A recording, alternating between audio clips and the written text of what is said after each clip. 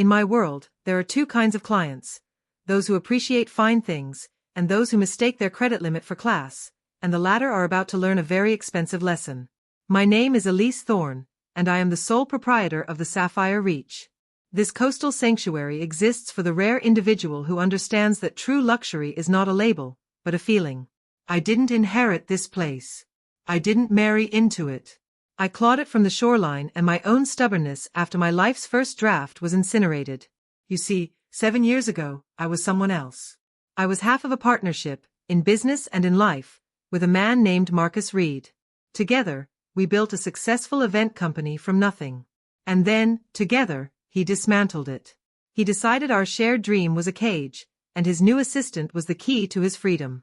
He didn't just walk away, he executed a premeditated financial extraction.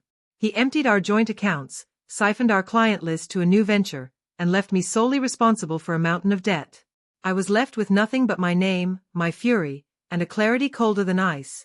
I would never be vulnerable again. I moved 2 hours south, took back my maiden name, and vowed to build something so formidable, so unassailable, that it would become my fortress. This hotel is that vow, made physical. Every sheet of marble, every thread of silk, every clause in our contract, was placed there by me. From my office tower, I oversee a living, breathing organism of expectation and grace. It was on a deceptively calm Thursday morning that my fortress received its most unexpected siege. My events manager, Leo, entered my office wearing a specific, pinched expression. It was his problem client face. In our line of work, problems range from the mundane, a demand for black swan ice sculptures, to the catastrophic. He didn't speak, simply slid a thick, cream-colored dossier across the expanse of my mahogany desk. Full buyout request, he said, his voice tight. The Solstice Ballroom. Memorial Day weekend. They want the exclusive chef's tasting menu, the reserve wine list, and... He paused. They are insisting on bringing their own florist. I didn't look up from my financial projections. Denied. Our garden supplier is exclusive and contractual. Their biosecurity protocols are non-negotiable. Who is it? Another influencer trying to trade exposure for white truffles. A corporate entity, Leo replied. Titan Ventures LLC. The paperwork is standard, high net worth. But the rider. He tapped the folder. The rider specifies a dedicated bridal suite for a Miss Cassandra Vale, and a groom's lounge for a Mr. Marcus Reed. The air didn't just leave the room, it was vacuum sealed out. My heart didn't skip a beat. It stopped, assessed the existential threat, and restarted with the slow, deliberate cadence of a funeral march. Marcus Reed. The architect of my past ruin. The name echoed in the new silence of my sanctuary. Elise. Leo's voice was a careful intrusion. You've gone pale. Do you know them? I placed my pen down, aligning it perfectly with the edge of my desk blotter. I took a slow, measured breath, the kind you take before stepping off a cliff. This is the moment where I tell you that if you have ever been underestimated, if you have ever been carved out of your own life story by someone who thought you wouldn't notice the missing pieces, then you should lean in close. What happened next is a masterclass in the art of the legal, calculated, and deeply personal comeback. It's a story about turning the very weapon used against you into the foundation of your throne. And trust me, the prologue is just ending. I know the name, I said, my voice betraying none of the tectonic plates shifting inside me. Titan Ventures isn't a real company. It's a facade. Marcus uses it as a financial veil for purchases he doesn't want scrutinized.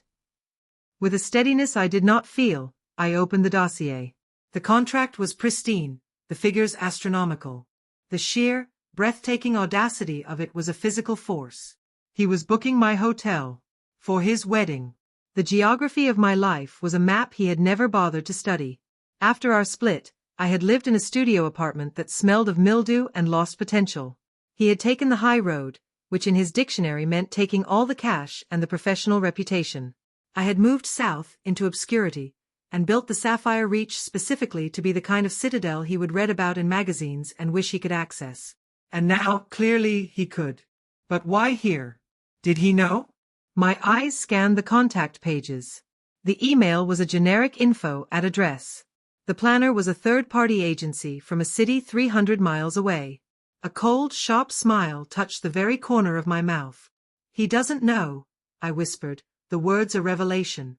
He thinks this is just another 5-star venue on the coast. He has no idea I'm the owner.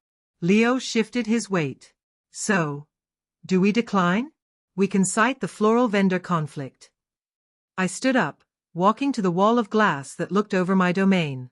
Below, the morning light glinted off the infinity pool. A bellhop loaded Louis Vuitton luggage into a waiting Rolls-Royce. The machinery of my empire hummed with perfect, quiet efficiency. No, I said, turning back to him. If we decline, he simply goes to the Aurelia down the beach. He writes a check, has his perfect picturesque day, toasts his brilliant new life, and never ever knows how close he came to the edge of the cliff he pushed me off of. I returned to the desk and looked at the contract again. The deposit was staggering, a sum that would cover the renovation of our east wing. And there, nestled in the dense thicket of legal prose I had personally crafted during my own late-night, Chardonnay-fueled sessions of rebuilding, was my trap, already sprung. Article 12. Material non-disclosure. It stated in unequivocal terms that failure by the booking party to accurately disclose the true nature of the event or the identity of its principals constituted a fundamental breach, granting the venue the right to terminate without refund and retain all fees. He had used a shell company. He had not listed himself or his bride as the primary contacts. He was hiding. And in hiding, he had handed me the detonator. Approve it, Leo, I said, my voice now carrying the clean, decisive tone of a general. Send them the platinum welcome amenity. The one with the 95 Krug. Marcus Reed was coming to my home.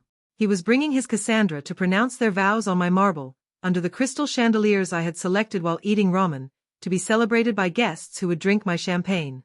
I picked up my fountain pen, a heavy, deliberate object. I signed the approval line with a flourish that had taken years of practice. Elise Thorne, proprietor. He had never known me as Thorne. In our past life, I had used his name professionally, a gesture of unity that now tasted like ash. When I left, I reclaimed my name and polished it until it was a blade. One more thing, I called out as Leo reached for the dossier. He paused. List me as the lead on-site coordinator for this event. I don't want my name on any guest-facing document. No title. If anyone asks, I'm just operations. Logistics. He met my gaze, understanding dawning. Invisible. Precisely. He left, and I turned back to the window. The sea, usually a placid blue, was churning, the water a bruised slate gray. The weather report on my screen warned of a coastal squall moving in. The meteorologists called it a low-pressure system. I called it appropriate ambience.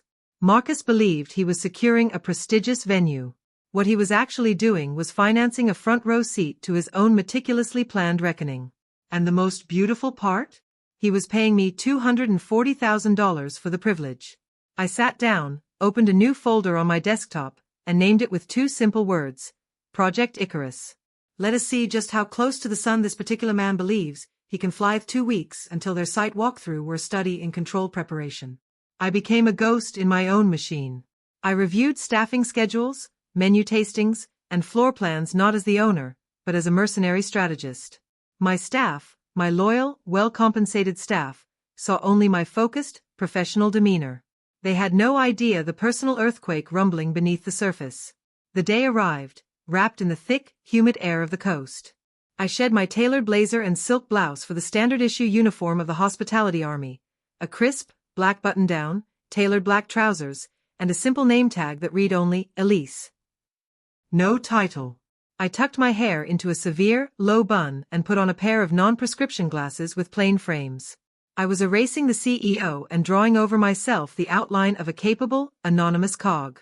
I took a clipboard and positioned myself in the vast, empty expanse of the Solstice Ballroom, pretending to inspect the sheen on the silver cutlery settings. The grand doors swung open, and they entered. Marcus looked exactly the same, which was its own kind of insult. He had that privileged, well-preserved look, silver just dusting his temples, a jawline that spoke of personal trainers and cosmetic dentists, wrapped in a suit that cost more than the down payment on my first car. He was, predictably, on his phone. He was always on his phone, a habit I remembered with a fresh wave of contempt. And then, Cassandra. If Marcus was old guard money with a tech sector gloss, Cassandra was pure, uncut social climber. She was petite, sharp-featured, dressed in head-to-toe minimalist designer wear that screamed expense without whispering taste. She moved with a frantic, assessing energy, her eyes scanning the room not for its beauty, but for its utility as a backdrop for herself. "It feels smaller," she announced, her voice a high, carrying thing that seemed to scratch the air. The renders online suggested more volume. Leo, my steadfast events manager, stepped forward, his professional smile welded in place. "The room comfortably holds 350, Miss Vale. For your guest list of 180, it will feel exceptionally spacious and elegant." "I don't want spacious," she snapped, finally removing her oversized sunglasses to reveal eyes as warm and assessing as a tax auditor's. "I want impactful. I want a statement." She turned to Marcus. "Are you even listening?" He lowered the phone but didn't pocket it. "It's the Hong Kong investors, Cass. The time zone is a nightmare." "What about the volume?" "I'm talking about our wedding volume, not your stock volume." Her retort was a whip crack. Priorities, laid bare. Leo, ever the diplomat, smoothly gestured toward me. "This is Elise from our logistical team. She'll be your direct point of contact for all physical setup and execution on the day. Any placement, any technical detail, she will ensure it meets your vision." Marcus's eyes swept over me. This was the critical moment. The woman he had shared a home, a business, a future with for nearly a decade. The woman whose credit he helped destroy. His gaze moved across my face, over my uniform, and continued its scan of the room's perimeter. There was no flicker of recognition, no hitch in his breath, no puzzled narrowing of the eyes. Nothing. To him, I was wallpaper. A useful fixture. The invisibility I had crafted was complete, and its completeness was a weapon sharper than any insult. "Elise," Cassandra said, not even bothering to look at me directly, speaking to the space I occupied. "I need the head table on a raised dais. A proper stage. I want to be elevated, looking down on the guests." "Is that possible?" "A custom staging platform is a standard option for our premier events," I replied, pitching my voice lower, softer, stripping it of all the authority I normally wielded. I sounded helpful, subservient, bland. "Good. Make it happen." "And these?" She waved a dismissive hand at the hand-blown glass sconces that cast a warm, golden glow. "They're dim. I need brilliance. I need the room to sparkle." "The fixtures are calibrated for ambient evening lighting to flatter skin tones and the floral arrangements," I explained, my tone neutral.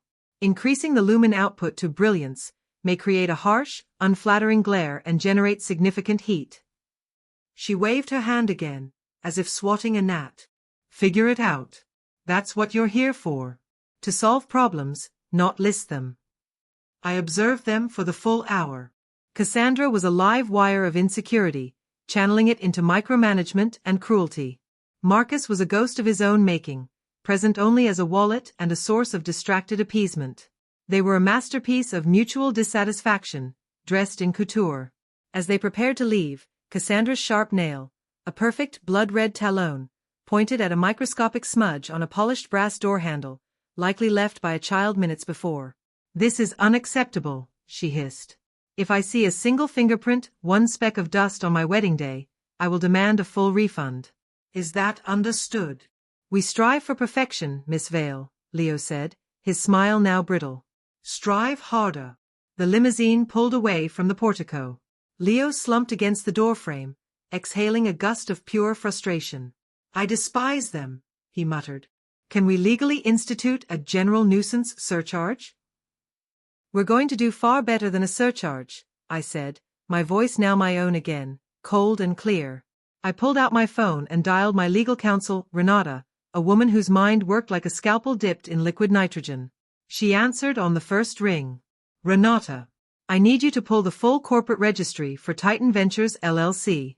Then, cross-reference our standard contract, with particular attention to the morality clause and the stipulations regarding commercial use versus personal celebration. I believe we are about to have a material breach."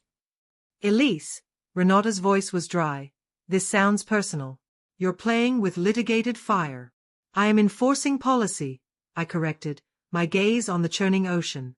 He booked a personal wedding under a corporate entity to secure a business rate tax write-off. That is fraud, perpetrated against my venue. A pause, the sound of a keyboard clicking. Technically, you're right. The commercial use clause is violated. We can send a termination notice now, refund the deposit minus a significant penalty, and be done with it. We can even fill the date with that blockchain conference that's been begging. On my screen, the cursor blinked over a draft termination letter. One click, and it would be over. He'd be inconvenienced, angry, maybe even sue. But he would simply find another venue. On my screen, the cursor blinked over a draft termination letter. One click, and it would be over. He'd be inconvenienced, angry, maybe even sue. But he would simply find another venue. He would spin the story. No, I said, the decision crystallizing. If I cancel now, I become the villain in his narrative.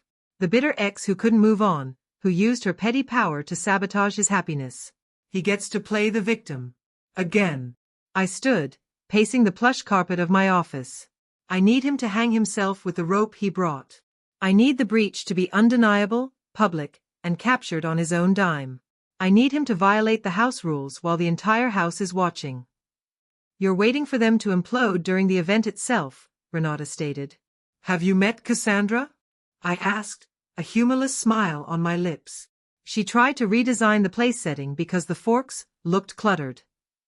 She will violate the noise ordinance. She will verbally abuse a staff member. She will, inevitably, cross a line that is not just about taste, but about contract law. And Marcus will let her. It's a risk. If they behave impeccably, you have to host the wedding of your nightmares. If they behave, I said, the words tasting of cold steel, then I serve them the most flawless wedding imaginable. I bank his $250,000, and I use it to build the new cliffside spa. I call it capital reinvestment. Either way, I win. But they won't behave. Prepare the termination notice. Have it ready, signed, and in your pocket on the day of the wedding. As you wish. I hung up and walked the back corridors, the hotel's hidden arteries where the real work happened. I passed Maria, a housekeeper, who nodded respectfully. Your son's scholarship? I asked. He starts in the fall, Ms. Thorne. Gracias. I pay my people well. I protect them. Because I remember the sting of being called a human resource, an asset to be optimized. Marcus lived by that creed. I built a new one. The wedding day arrived not with sunshine, but with a heavy, opaque mist that clung to the coastline like a shroud. The atmosphere inside the Sapphire Reach, however, was one of hyper-real, amber-lit perfection. The solstice ballroom had been transformed. Thousands of white orchids dripped from the ceiling, crystalline prisms refracted soft light, and the air carried the subtle, expensive scent of tuberose and lemon verbena. It was objectively spectacular. I had ensured it. I dressed not as staff, not as owner, but as a phantom guest. A column of charcoal gray silk, elegant yet severe, my hair in its sharp bob. I was a shadow in the periphery, a still point in the turning world of the event. From my post near the bar, nursing a mineral water, I watched the performance unfold. Marcus held court by an absurd ice sculpture, a pair of intertwined dolphins wearing diamond collars, at Cassandra's request. He laughed too loudly, his grip tight on a glass of single malt scotch. He looked successful, but also strangely sweaty, like a man wearing a suit 2 sizes too small for his ambition. Cassandra was a vision of engineered beauty, a silhouette in custom ivory silk. But she wasn't a radiant bride, she was a field marshal. She moved through her guests not with joy, but with a critical, scanning intensity, adjusting a flower here, whispering a sharp correction to a photographer there.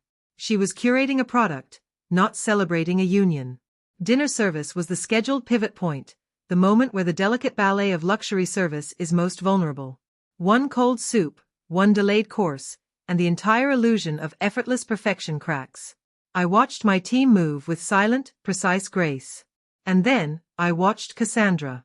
Javier, the porter whose son's scholarship I'd inquired about, was now assisting the banquet team, carrying a heavy tray of empty champagne flutes. The staff had been cross-trained for this. We were a unit. As he passed the head table, Cassandra spun around, her enormous tulle skirt a sudden, swirling vortex. She nearly collided with him. Javier froze, his balance impeccable, the tray steady. Not a single glass chimed. "Pardon me, ma'am," he said, his voice low and respectful. She recoiled as if he'd brandished a weapon, her hands flying to her bodice. "You clumsy oaf. You almost ruined this dress. Do you have any idea what it costs? Are you blind?" "My deepest apologies, ma'am," Javier repeated, dipping his head. "Don't apologize. Just be competent. Get out of my sight." Her voice was a serrated whisper, meant to carry. Marcus drifted over, placing a placating hand on her arm. "Cass, darling, it's fine. No harm done." "It is not fine, Marcus. The help is everywhere, it's like an infestation." The word hung in the air, toxic and heavy. Infestation. She had called my family, the people who breathed life into my dream, an infestation. A cold, clean rage, purer than any personal hurt, settled in my stomach. This was no longer about my past with Marcus. This was a violation of my present, my code, my house. She had crossed from being a difficult client into being an active liability. I needed it documented. I moved smoothly to a nearby guest table, table 7, occupied by some of Marcus's golf buddies already loosening their ties. I took a vacant chair, pretending to adjust the strap of my shoe. A server glided by with a tray of past hors d'oeuvres, miniature Wagyu beef Wellingtons. I reached out and took one, placing it on a small cocktail napkin. I was, for all intents and purposes, a guest sampling the wares. Cassandra saw me. Her eyes, sharp as flint, locked onto the sight of a woman in a gray suit, sitting at a guest table, eating her food. To her, I was staff who had gotten above my station. A malfunction in her perfect backdrop. She marched over, a hurricane of silk and fury. "Excuse me," she said, her voice dripping with a disdain so thick it was almost tangible. I looked up, chewing slowly. She reached down and snatched the small plate from my hand. "Staff," she announced, her voice now loud and clear, projecting to the entire table. "Do not eat in the guest areas. The kitchen exists for a reason. Go there." The table fell into an abrupt, stunned silence. The golf buddies looked down at their drinks, awkward. Marcus, 10 feet away, turned. He saw Cassandra holding the plate. He saw me. For one fleeting second, a flicker of confusion passed over his face, a faint, nagging sense of familiarity he couldn't place, like a name on the tip of his tongue. Then it was gone, buried under the weight of his own distraction and his wife's theatrics. "Astrid, for God's sake, let's just sit down," he called, weary. Cassandra glared at me with finality, then handed the offending plate to a passing waiter. "Dispose of this." She turned her back and floated back to her throne. I sat perfectly still for a count of 3. In that silence, I saw the late night's painting walls. I heard the banker saying no. I felt the weight of every debt he left, now transformed into these marble floors she walked upon. She had told the owner to eat in the kitchen. I smoothed the silk of my suit, a deliberate, calm motion. I placed my napkin, neatly folded, on the table. I did not look at Marcus. I did not look at Cassandra. I walked with purpose toward the service entrance. Leo stood there, a silent sentinel, his eyes wide with a mixture of horror and anticipation. "Initiate Protocol 0, I said, my voice barely a whisper, yet it carried the force of law. "Elise, that's for natural disasters, active threats." "This is an active threat," I said, my eyes locking with his. "A Category 5 narcissist is violating Clause 7. Shut it down. Now." I pushed through the swinging doors into the kitchen. The roar of gas burners, the clatter of pans, the shouted French culinary terms, it was a symphony of controlled chaos. I walked to the center of the expo line. I did not shout. I simply raised a hand. The symphony stuttered to a halt. Every chef, every porter, every dishwasher turned. "Service is concluded," I said, the words clear in the sudden quiet. "Turn off the ranges. Plate nothing else." Armand, my head chef, a man built like a barrel with a poet's soul, stepped forward, a sauce spoon still in his hand. "Chef, the halibut en papillote is moments from." "The halibut is cancelled," I said. I walked to the service refrigerator, pulled out a bottle of Dom Perignon, popped the cork with a practiced twist, and poured a generous amount into a water glass. I took a long sip. "Staff eat in the kitchen? She's absolutely right. So, let's eat." I gestured to the rows of pristine, plated appetizers, the jewel-like main courses waiting to be fired. You have 15 minutes to secure your stations. Then tonight, the staff dines on wedding fare. The event is terminated. I took the service elevator up to my office. The time for observation was over. Now was the time for systems control. I called Mike, my head of security, an ex-Special Forces monument of a man. Mike, lock the ballroom perimeter. No one in or out without my direct say. Suspend valet service. Bring every car to the front drive and have the keys ready at the front desk. I want a visible, orderly exodus. On my desktop, a live feed from the ballroom showed the first signs of unraveling. The ambient temperature, which I had just remotely increased to 84 degrees, was beginning to work. A matronly guest was fanning herself vigorously with a menu. Cassandra was gesticulating angrily at a terrified junior server, demanding to know where the main course was. The band played on, but a note of uncertainty had crept into their jazz standard. My phone buzzed with a text from Marcus. What is going on? Our dinner is 25 minutes late. Fix this. Now. I didn't reply. Instead, I opened the environmental controls and dimmed the ballroom's primary chandeliers by 30%, casting the room into a murky, warm gloom. On the feed, I saw Leo enter the ballroom. He walked directly to Marcus, leaned in, and spoke. Marcus's face drained of color. He stood up so quickly his chair scraped loudly. He followed Leo out of the room. My lawyer, Renata, met me in the corridor outside my office, a single folded piece of paper in her hand, the termination notice. Last chance to turn back, she said. They failed the inspection, I replied, taking the paper from her. It's time to deliver the results. The hotel's central courtyard was an oasis of forced serenity, all trickling fountain sounds and the scent of night-blooming jasmine under soft, gaslit lanterns. It was the stage I had chosen for the final act. I stepped into the shadows of a trellis, the folded termination notice crisp in my hand. The door from the ballroom burst open as if blown by the pressure of the chaos within. Marcus stormed out, his tuxedo jacket open, tie askew. Where is the manager? He shouted into the tranquil space, his voice ragged. I want the owner. Right now. I waited a beat, letting the echo of his demand fade into the sound of the water.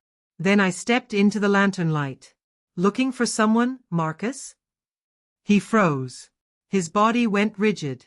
His face cycled through expressions, confusion, irritation, then a dawning, horrified recognition that crashed over him in a visible wave. It was like watching a supercomputer blue screen and reboot in real time. Elise. The name was a breath, stolen by shock. What are you? Do you work here? I allowed a small, cool smile. Work here? Look around you, Marcus. I took a single step forward. I don't work here. I own it. Every stone, every sheet, every contract, including yours. He let out a short, disbelieving bark of laughter, a reflex. Okay. Okay, Elise. Good for you. You did, well. But you can't be serious. You can't shut down my wedding because of ancient history.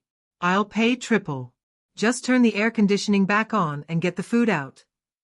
I don't want your money, I said, my voice flat and calm. I already have your non-refundable deposit. According to the contract your CFO, Tracy, isn't it?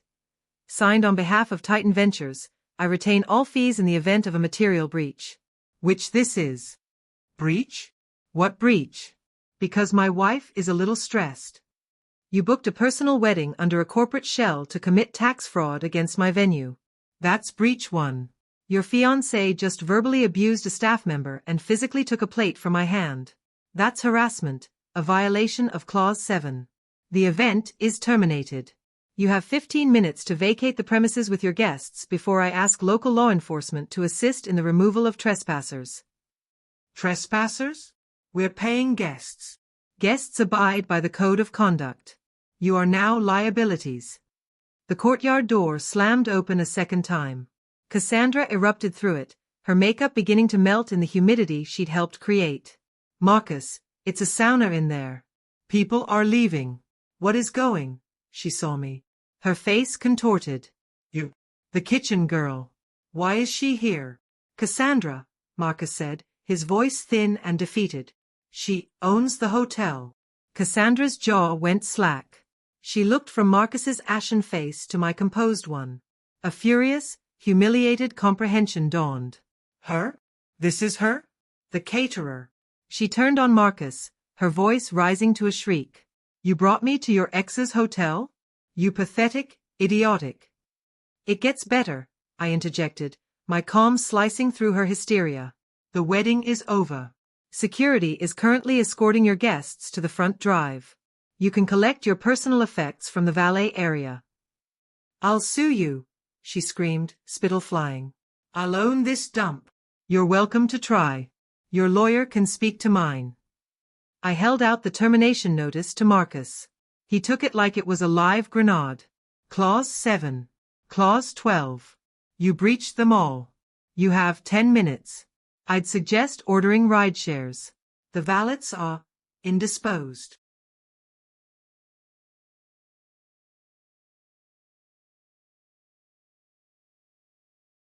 Cassandra let out a wordless scream of pure rage, then grabbed the train of her gown with both hands and stomped toward the driveway, a vision of ruin in Verawong.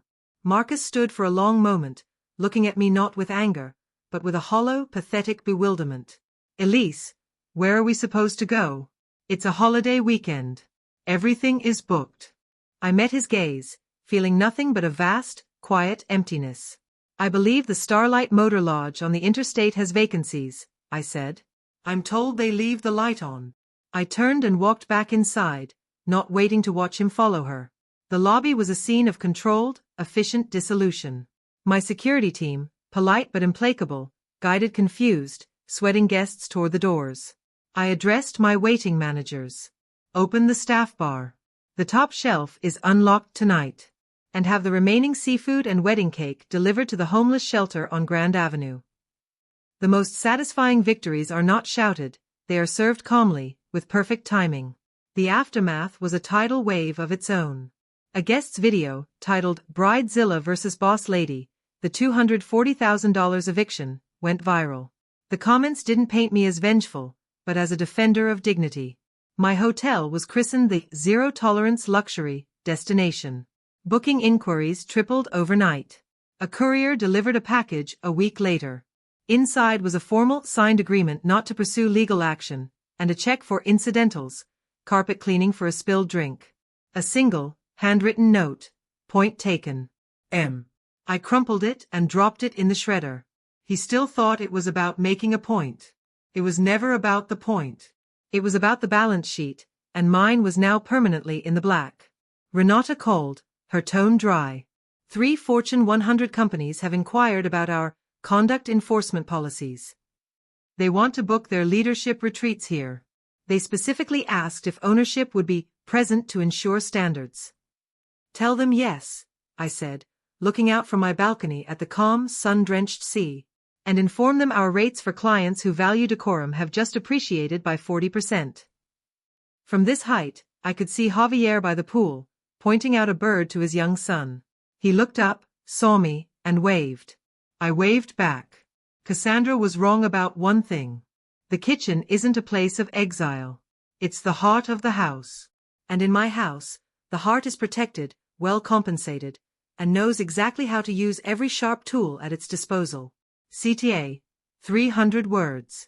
If this story of quiet strategy and calibrated consequence resonated with you, if you believe in building your own fortress from the ruins of the past, then you're in the right place.